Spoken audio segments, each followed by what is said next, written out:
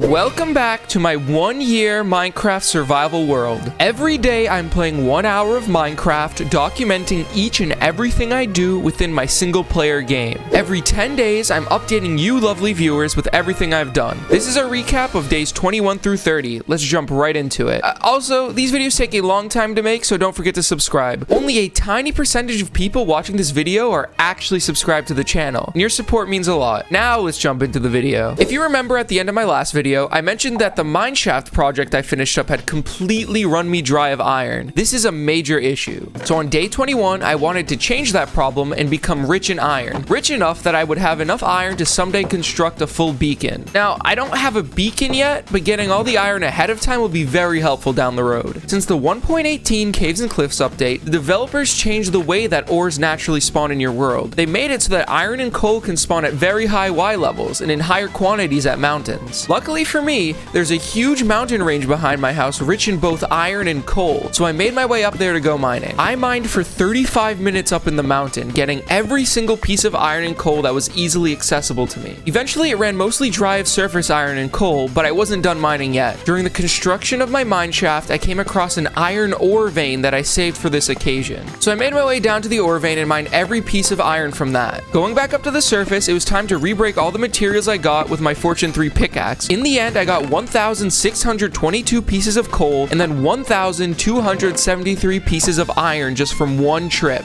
Unfortunately, this wasn't enough for a full iron beacon, but we are very close. If you recall from a few days ago, I mentioned that I was planning on building a windmill in my starter area for decoration. I spent days and days thinking about where I could put it to enhance the quality of my starter base, and I think I came up with the perfect solution. My plan was to extend the hill by my house into a sort of cliff or overhang where I would build the windmill upon. So on day 22, that's what I got to doing. I started by gathering a ton of dirt and stone for this terraforming project. Unfortunately, I have almost zero experience in terraforming in Minecraft, so I'm gonna wing it and hope for the best. So I started to build out from this spot on my hill. I extended the dirt out in a sort of oval shape and then filled it all in. The next thing I did was go underneath and try to bring the stone down to the ground to make the drop-off look steep. And after some trial and error, I think it looks pretty decent. It is going to need some decoration to make it really fit with my theme, but so far we have a good shape. I finished off the day by bringing a path to the top of the hill, bringing in tall grass and flowers wherever I could. For 1 hour's work, things are off to a great start, and I'm pretty excited to see where things go from here. On day 23, I wanted to set up and get the area ready for me to build my windmill, so I did a couple things to spruce that area up. I started by bringing in a short stone wall using a variety of cobblestone blocks to play with depth and height at each part of the wall. I wanted to make this area look like it was overgrown and full of plant life, so I brought in oak leaves growing around the wall and drooping down lower than the overhang. My final vision for this area is to bring a huge wheat field with a pond and a bridge with pathways connecting the whole area together. I think that the addition of the overgrown tree leaves will be a great complement to the yellow of the wheat. For the rest of day 23, I gathered up all the materials I would need for this windmill build. I'm using a tutorial for this build because I haven't ever tried to build a windmill on my own, and I only have so much time each day to come up with a design for a build so intricate. The tutorial is linked in the description. The decorating and material gathering took up my whole hour on day 23. I didn't do anything other than that, but at least I can say I'm prepared to build the windmill tomorrow. And that's exactly what I did on day 24. I feel like I've been teasing this project for too long, so I think it's time to get this started. I chose the spot that I wanted to build and got to placing blocks. I started with the base layer, which is basically a stone square that is used as an entrance. But this is where the build gets interesting. This windmill is pretty tall, and the reason I wanted it to be so tall was so that I could draw in the eye when coming to my little home base. I needed something that really catches your attention and wows you as you walk through. The frame for the tall portion of the windmill is made out of stripped spruce logs and then is filled with oak. It's a great color combination. I next put on the roof and decided to take a break to see how things were looking. At about 3/4 of the way through this build, things are looking great. I think it's really starting to take form. All I really had to do left was add on the blades of the windmill, which used wool and oak fences. And after that I was done, and oh my goodness does this thing look great. The windmill draws your eye in and it looks amazing. All that's left is to decorate the area around it. So that's what I did on day 25. We are now a quarter of the way to 100 days of playing on this world. I thought the best way to celebrate was to wrap up the windmill project and put a nice bow on it. I started by adding a little water source off to the side of the stone wall, and then dug out a small river that flows into it. The river fills up a pond towards the center of the windmill area. The pond serves as a good decoration, and it also hydrates the dirt around it to prepare for the wheat field to go in. After that, I put in all the pathways around the area leading to the front of the windmill. After putting in the pathways, I was able to till all of the land around the windmill and put seeds to start growing the wheat. I next built a little bridge to go across the pond. I think it looks pretty cute. It's an awesome addition to this area. That finished up the decorations and the windmill project as a whole. I love the way that this all came out, and I think that once all the wheat starts to grow in, it will bring this from looking great to looking amazing. By the way, if you want to see me make more projects like this and continue on this 1-year series, don't forget to like, comment, and drop a sub. My goal for this year is to hit 2,000 subscribers by the end,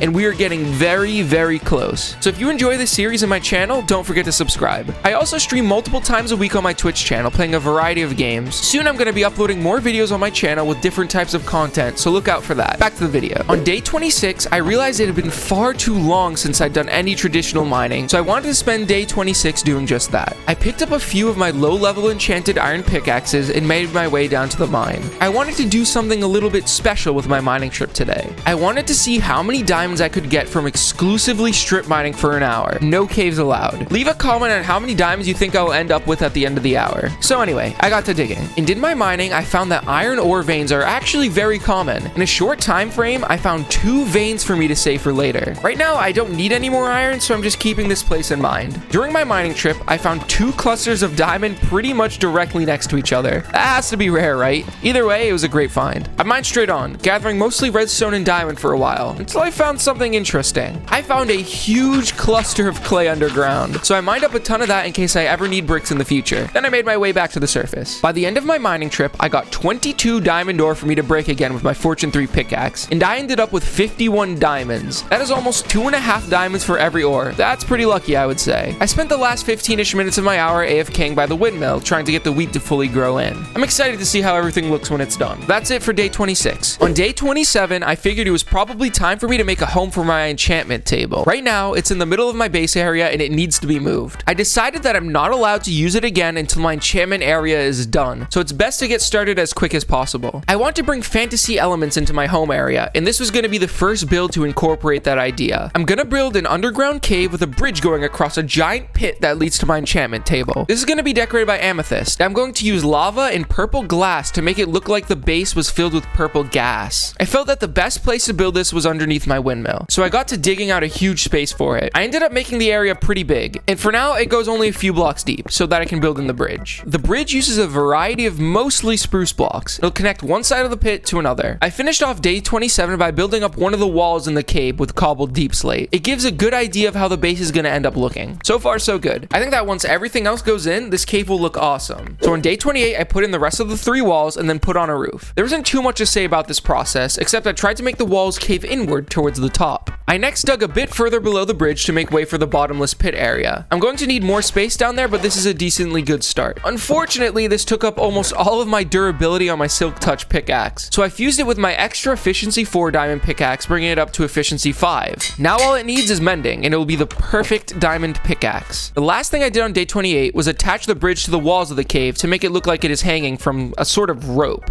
I did this using dark oak fences. This room is going to need a lot more work before I'm ready to bring in the enchantment table, but I think that it can be done by the end of this video. On day 29, I wanted to do something a little bit different. I'd spent my hour on the last 2 days inside of my enchantment table, and I wanted to get some sun. So on day 29, I remembered that I asked you guys to name my dog last week, so I wanted to do that. I had one major problem though. I didn't have a name tag. So I got a fishing rod and made my way to the ocean. I thought that this would be a quick job and be an easy day for me. Boy, was I wrong. I fished until I broke an entire fishing rod. I got nothing. So I went back home and I made another fishing rod. And for a while I fished and still nothing. And then I got something pretty cool. I fished up a mending rod. So at least now I didn't have to worry about it breaking. After a long time, I managed to fish up enough enchanted rods so that I could make the perfect fishing rod, but somehow still no name tag. Finally, after 2 hours of total fishing, I managed to get one. I know I usually only spend 1 hour every day playing, but I wasn't getting off until I got that name tag. Anyway, I went back home and named the dog. Meet Beet, everyone. I liked Beet for the name because my horse is named Potato, so it fits the theme. Also, I don't have a name for my starter area. If you have any suggestions, let me know. Day 30 is the last day being covered in this video, but don't be sad. Every day I upload a short on my YouTube page that details each day's days journey. So if you want to see the next 10 days before my big recap video, make sure to check out the shorts. But on day 30, I want to finish up the important chunk of my enchantment cave so that the next episode I can start getting a good set of enchanted diamond armor. So I set back into the cave and made a few little tweaks. I first dug the pit down a bit further and then added hanging lanterns. I then added in a few amethyst clusters to add a bit of color pop inside. I next made my way to the opposite side of the cave and started on the room for my enchantment table, once again bringing cobble deep slate walls in. I next placed the enchantment table in, and that wrapped up the project for these 10 days. This underground cavern does need a lot more work before it looks really good, but I think that right now it's in a state where I can use it. I'm gonna come back to it a few days down the line when I have the inspiration to keep going on the project. But that was it for these 10 days of my 1-year Minecraft survival world. If you enjoyed the video, once again, don't forget to subscribe. I've been spending a huge chunk of time on my YouTube channel recently, and watching it slowly grow has been a lot of fun. I'm planning on uploading more stream highlight videos in between Minecraft videos to add more content to the channel and make it so there's less of a wait in between. Let me know what you think. I'm Pajama John, and I'll see you next time.